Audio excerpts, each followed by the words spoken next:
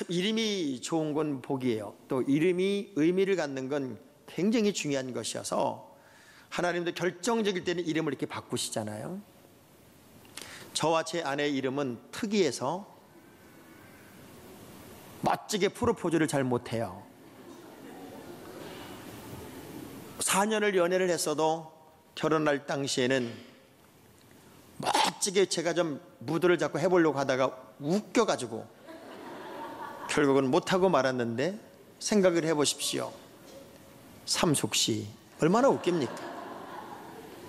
제 아내가 저한테 학봉씨, 이것도 또 얼마나 웃깁니까? 근데 그 이름이라고 하는 의미가 얼마나 중요할까. 그 이름 속에 모든 내용을 담았는데, 첫 번째 예수 그리스도의 이름이 뭐냐면 기묘자라. 이게 기묘자. 이 기묘자라는 말을 영어 성경을 보니까 원더풀입니다. 원더풀.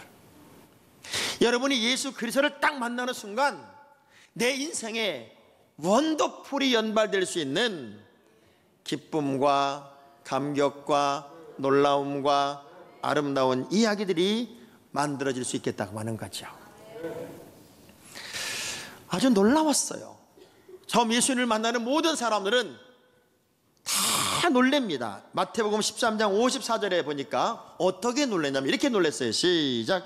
고향으로 돌아가사 그들의 회당에서 가르치시니 그들이 놀라 이르되 이 사람의 이 지혜와 이런 능력이 어디서 났느냐. 도대체 이분이 누구기에, 어떤 사람이기에 다 놀랐어요.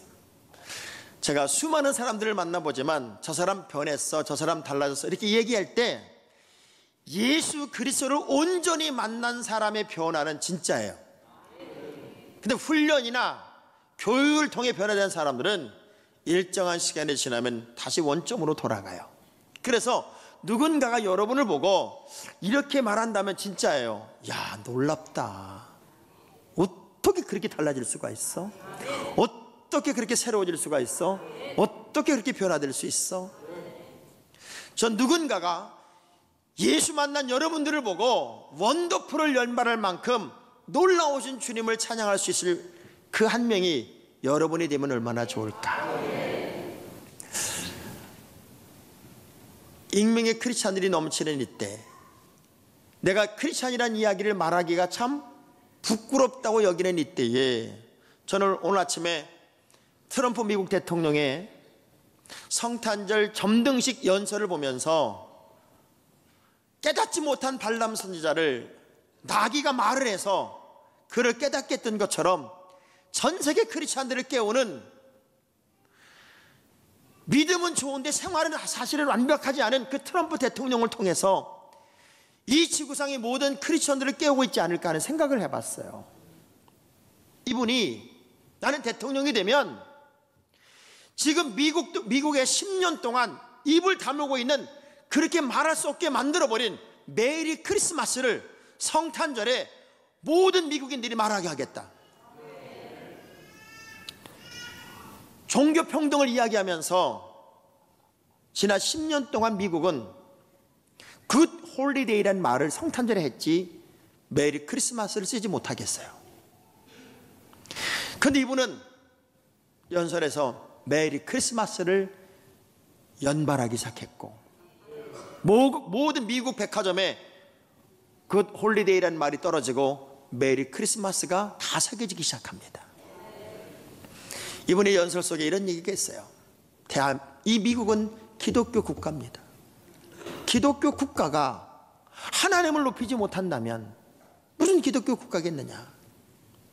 그리고 이 미국의 모든 사람들은, 아니 전 세계의 모든 사람들은 하나님의 자녀입니다.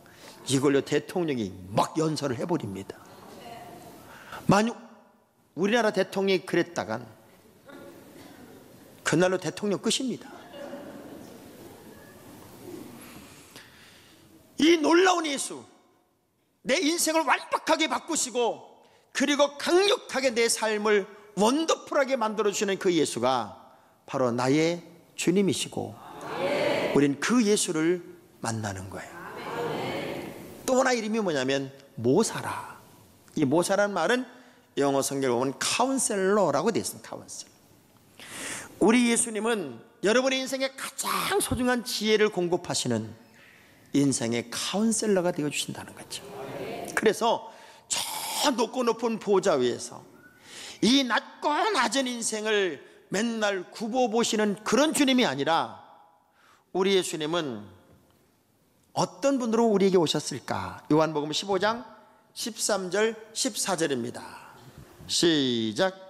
사람이 친구를 위하여 자기 목숨을 버리면 이보다 더 큰 사랑이 없나니 너희는 내가 명하는 대로 행하면 곧 나의 친구라. 우리 주님 우리를 향해 뭐라고 그래요? 내 친구란다. 주님은 친구로 오셨어요. 그것도 가장 사랑하는 친구로 오셨어요. 우리가 살아가면서 제일 신날 때가 언제냐면요, 가장 친한 친구하고 놀 때예요. 신랑하고 놀 때도 아니에요. 정말 그냥 얘기를 해도 또 얘기하고 싶고 아무리 먼 데를 가도 지루하지 않은 그 좋은 친구와 어울리는 시간은 시간 가는지 모르고 시간이 가요. 저는 저에게 좋은 친구들이 있어서 우리 친구들 4명이 우리 한번 만나자 그러면은 하룻밤을 자기도 하고 그렇게 4명이 방 하나를 얻어놓고 수다를 떨면서 그렇게 그걸 제일 배합하는 게 제 아내예요. 이번에도 어떻게 우리끼리 몰래 좀 만나 놀래다가 들켰어요. 그 친구들이 함께 있으면 시간 가는지 몰라요. 아무리 오래 있어도 지루하지가 않아요. 근데 우리 주님은 우리에게 친구로 오셔서 우리의 뭐가 되나 봤더니 카운셀러가 되어주셨어요. 부족한 것을 채워주시고 연약한 것을 붙잡아 주시고 어떤 상황 속에서도 함께 하시며 우리의 삶 전체를 동행하시는 분이 바로 우리 주님이시더라, 그 얘기예요. 언제부턴가 예수 믿는 사람들 속에서도 우울증이 자꾸 생겨요. 여러분 꼭 기억하셔야 돼요. 주님은 나의 친구가 되시고 나와 함께 하세요. 이 우울증이라는 건 좋은 친구 2-3명만 있으면 도망가는 병이에요. 고립되어 있고 나 혼자이고 외톨이고 이런 생각이 자꾸 들기 때문에 생기는 병이란 말이에요. 왜 초대교회 성도들이 하나님께 예배를 드리고 각 가정으로 가서 떡을 떼며 그렇게 친교와 교제를 나눴을까요? 숨어있는 그리스도인들이 없기를 바랐기 때문에 그랬어요. 우리 주님은 얼마나 지혜로우신 분이냐면 마치 솔로몬처럼 사람들로서는 풀 수 없는, 서로 내 아이라고 우기는 2 여자가 한 아이를 놓고 한 여자가 그런 반으로 갈라달라고 할 때 친엄마가 죽일 수 없으니 차라리 저 여자에게 주세요. 그때 지혜를 찾아내서 친엄마를 찾아내는 솔로몬처럼 똑같은 사건이 예수님에게도 일어난 적이 있었어요. 가늠하다 현장에 붙잡힌 여자가 예수님에게 끌려옵니다. 사람들은 당장 돌로 쳐 죽여도 문제가 없어요. 그건 율법이니까요. 그런데 굳이 예수님에게 데리고 와서 어떻게 하면 좋겠냐고 물어요. 왜?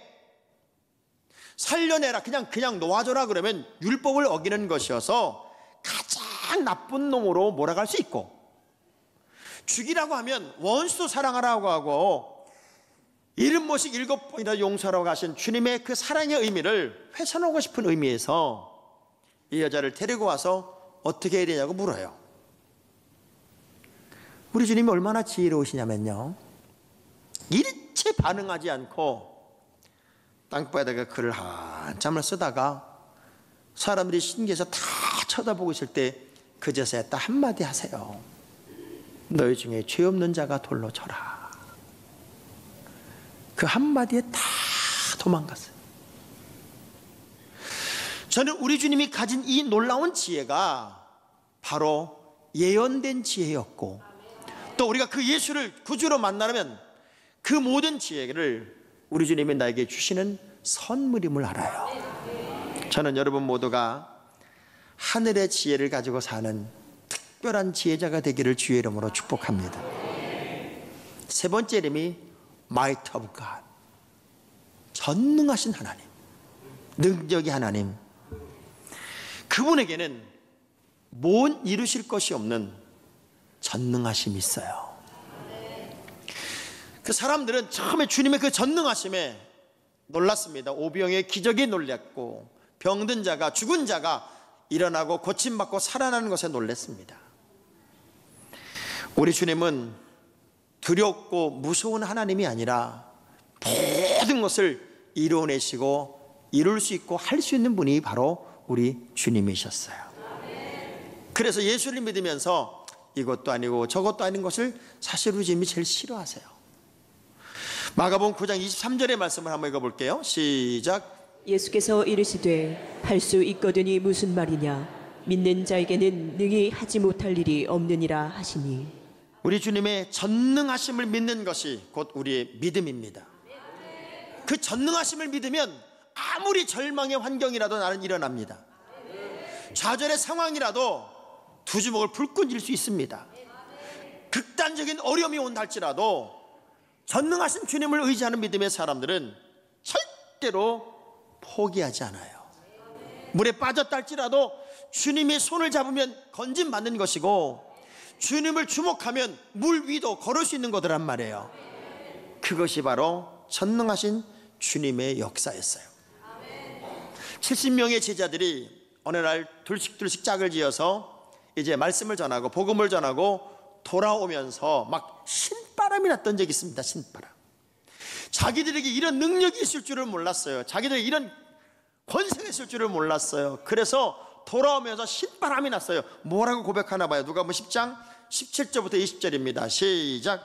70인이 기뻐하며 돌아와 이르되 주여, 주의 이름이면 귀신들도 우리에게 항복하더이다. 예수께서 이르시되 사탄이 하늘로부터 번개같이 떨어지는 것을 내가 보았노라. 내가 너희에게 뱀과 전갈을 밟으며 원수의 모든 능력을 제어할 권능을 주었으니 너희를 해칠 자가 결코 없으리라. 그러나 귀신들이 너희에게 항복하는 것으로 기뻐하지 말고 너희 이름이 하늘에 기록된 것으로 기뻐하라 하시니라. 70명의 제자들이 자기들의 사역 현장에 일어났던 이야기들, 세상에 귀신들이 항복하고 병든 자가 고침받고 사단이 하늘에 번개처럼 떨어져 버리고 모든 원수들이 제어되고 하나님의 능력이 나타나는데 그걸 어떻게 표현할 수가 없는 거예요.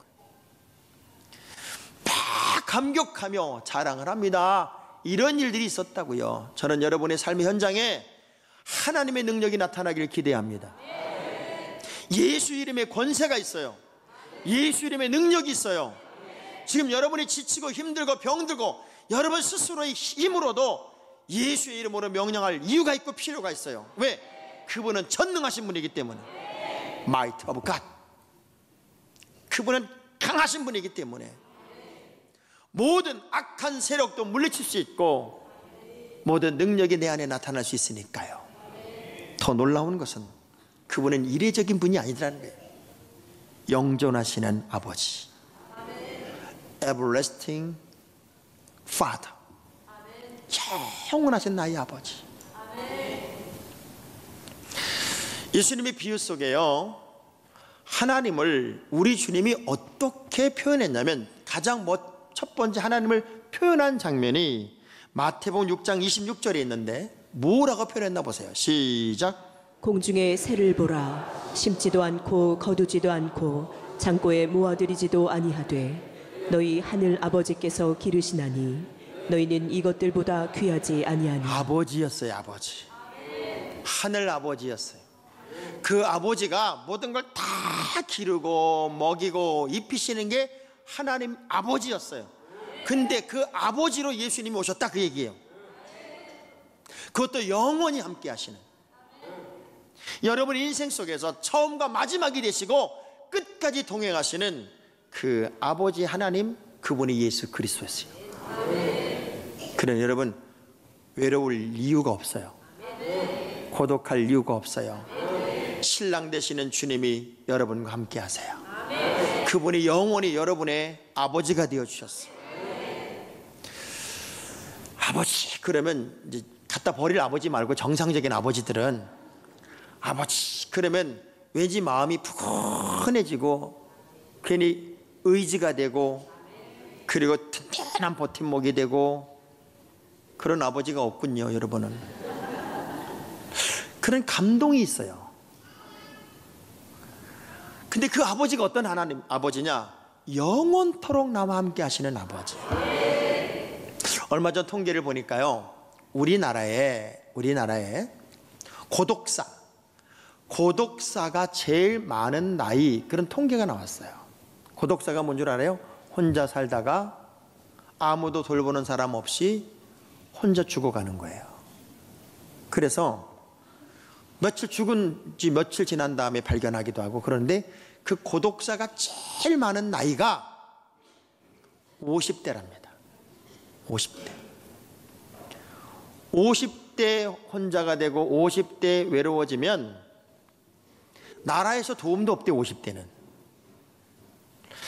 근데 50대가 어느 정도로 고독사가 많냐면 40대가 17%, 50대가 29%, 60대가 17.9%, 70대가 9.1%예요.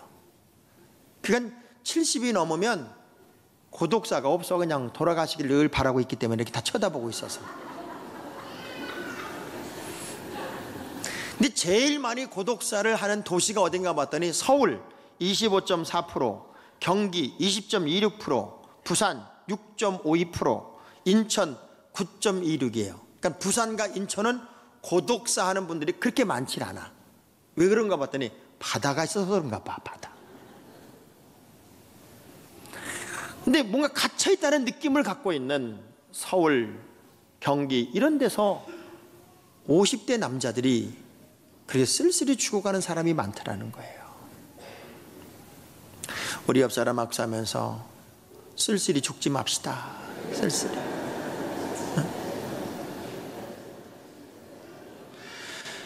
왜 그러냐면 우리 주님이 영원한 아버지가 되시고 우리를 영원히 사랑하세요. 끝까지 사랑하세요. 요한복음 13장 1절의 말씀 보니까 6월절 전에 예수께서 자기가 세상을 떠나 아버지께로 돌아가실 때가 이런 줄 아시고 세상에 있는 자기 사람들을 사랑하시되 끝까지 사랑했어요. 끝까지 사랑하시는 우리 주님이 내 주님이세요. 주님의 사랑의 끈을 놓지 말고 영원하신 주님을 잊지 않는 여러분들이 되기를 주의 이름으로 축복합니다. 마지막, 그분은 프린스 오브 피스, 평강의 왕으로 오셨어요. 예수를 만나면 확실하게 달라지는 두 가지가 있습니다. 기쁨과 평화입니다. 전 여러분에게 묻고 싶어요. 지금 마음이 평화스럽습니까? 신기하죠? 똑같은 환경 속에서 어떤 사람은 부정을 말하고 어떤 사람은 긍정을 말합니다. 그러니까 부정적인 사람은 감사 동네에 가서도 아이씨 감사할 것밖에 없네, 그리고 불평한다고 그래요. 누가복음 2장 14절의 말씀을 보면 시작. 지극히 높은 곳에서는 하나님께 영광이요 땅에서는 하나님이 기뻐하신 사람들 중에 평화로다 하니라. 할렐루야. 주님의 이 땅에 오심은 평화의 왕으로 오셨어요. 그래서 주님이 여러분에게 막 공급하고 주고 싶은 게 뭐냐면 요한복음 14장 27절에 보니까 평안을 너희에게 끼치노니, 세상에 주는 평안과 다른 하늘의 평안을 여러분들이 누리고 경험하고 내 것으로 만들고 살기를 바라는 게 주님의 마음이었어요. 부활하신 주님이 이제 처음 여자들을 만나면서 던진 첫 번째 질문, 마태복음 28장 9절입니다. 시작. 예수께서 그들을 만나 이르시되 평안하냐 하시거늘 여자들이 나아가 그 발을 붙잡고 경배하니. 자, 주님이 가장 먼저 던진 인사말이 평안하뇨 였어요. 여러분은 평안하십니까? 네. 아멘은 세계적으로 하는데 지금 속에서 평안하긴 개뿔모가 평안합니까? 지금 내가 아주 죽겠습니다. 아주 그냥 사는 게 아닙니다. 지금 나 저 김한자 꼴보기 싫어 못 살겠습니다. 정말 내가 아주 내 신랑 꼴보기 싫어서 내가 아주. 여러분, 모든 것을 사랑으로 덮으라 하신 주님이 여러분의 평안을 해치는 모든 것들에서 자유하기를 원하지 않을까요? 주님이 십자가를 지고 우리를 구원하신 그 이유는 이 땅에 유한한 인생을 사는 우리가 하나님의 자녀로 살며 내가 너에게 마음껏 공급하고 싶은 이 평안을 좀 마음껏 누리고 살아라. 세상에 줄 수 없는 내가 주는 이 평안을 너희 것으로 삼고 살아라. 그래서 내가 너희들을 위해서 내가 죽고 너희 죄와 허물을 씻어줬잖니. 죄인에서 의인으로 만들어줬으니 어떤 상황이라도 평안을 만들고 살았으면 좋겠다. 그게 주님의 마음이었다. 그 평강의 왕으로 우리 주님은 이 땅에 오셨단 말이에요. 애석하게도 이 놀라운 5가지 이름으로 이 땅에 오신 주님은 숨어서 오신 분이 아닌데 사람들은 그 예수를 제대로 영접하지 않았어요. 요한복음 1장 9절에서 12절의 말씀을 보면 어떤 비극이 있었을까요? 시작. 참빛 곧 세상에 와서 각 사람에게 비추는 빛이 있었나니 그가 세상에 계셨으며 세상은 그로 말미암아 지은 바 되었으되 세상이 그를 알지 못하였고 자기 땅에 오매 자기 백성이 영접하지 아니하였으나 영접하는 자 곧 그 이름을 믿는 자들에게는 하나님의 자녀가 되는 권세를 주셨으니. 아멘. 예수님은 이 땅에 빛으로 오셨어요. 참 빛으로 오셨어요. 자, 어두움 가운데 빛은 보여요, 안 보여요? 잘 보여요, 잘 안 보여요? 잘 보여요. 그런데 그 빛을 참빛으로 받아들이는 사람이 그렇게도 적다, 그 얘기예요. 지금 온 세계가, 온 나라가 여름인 나라든 겨울인 나라든 하나님을 믿든 안 믿든 지금은 전 세계가 무엇에 열광하고 있어요? 성탄에 열광하고 있어요. 너무 신기하지 않아요? 성탄이 뭐예요? 산타클로스가 오신 날이에요? 성탄이 뭐하는 날이냐고요? 예수 그리스도가 이 땅에 오심을 축하하는 날이에요. 그걸 예수를 믿든 안 믿든 난리 부리고 하고 있어요, 지금 사람들이. 우리나라 곳곳 다 봐도 성탄의 분위기가 다 꽉 차 있어요. 우리 하남시만 해도 이 배너를 길거리 다 붙여놨어요. 축성탄. 근데 예수 믿는 사람이 없다, 그 얘기예요. 근데 그 예수를 믿기만 하면 어떤 선물이 우리에게 자동적으로 주어지나 봤더니 하나님의 자녀가 되는 권세가, 이 엄청난 특권을 우리는 누릴 수 있고 내 것으로 만들 수 있다, 그 얘기예요. 점점 예수 믿기 힘들어, 교회 다니기 힘들어, 예수 믿는 사람들은 끝없이 비난과 비판이 있지만 여러분은, 우리는 세상의 여론이든 세상의 소리에 귀를 기울일 사람이 아니라 참빛 예수 그리스도가 내 인생의 구세주임을 믿음으로 말미암아 내가 하나님의 자녀가 되는 것이고 그 권세를 누리는 것이고, 놀라우신 원더풀 예수, 카운셀러 예수님, 전능하신 하나님, 영원하신 아버지, 평강의 왕이신 그 주님을 내 주인으로 만나 내 인생의 거룩한 변화를 이루어가는 주인공의 삶을 내가 사는 결정을 한 것이 바로 크리스찬이 됐다고 하는 거예요. 우리 주먹을 불끈 쥐고 떠나서 나는 하나님의 자녀의 권세자다. 자, 왜 하나님의 자녀는 권세라고 그랬을까요? 이거는 엄청난 하나님의 사람들이 가지는 특권이기 때문에 그래요. 여러분에게는 세상적인 것과 전혀 개념이 다른 권세가 있어요. 그 권세를 쓰세요. 마귀를 때려잡고 악한 세상에서 빛으로 살고 어떤 환경에서 넘어지고 좌절하지 않으며 믿음의 영향력을 끼치는 큰 그릇으로 살고 하나님의 주시는 평화를 맛보며 세상 사랑하는 근본이 다른 기쁨을 이야기하는 큰 사람의 길을 여러분은 가는 거니까요.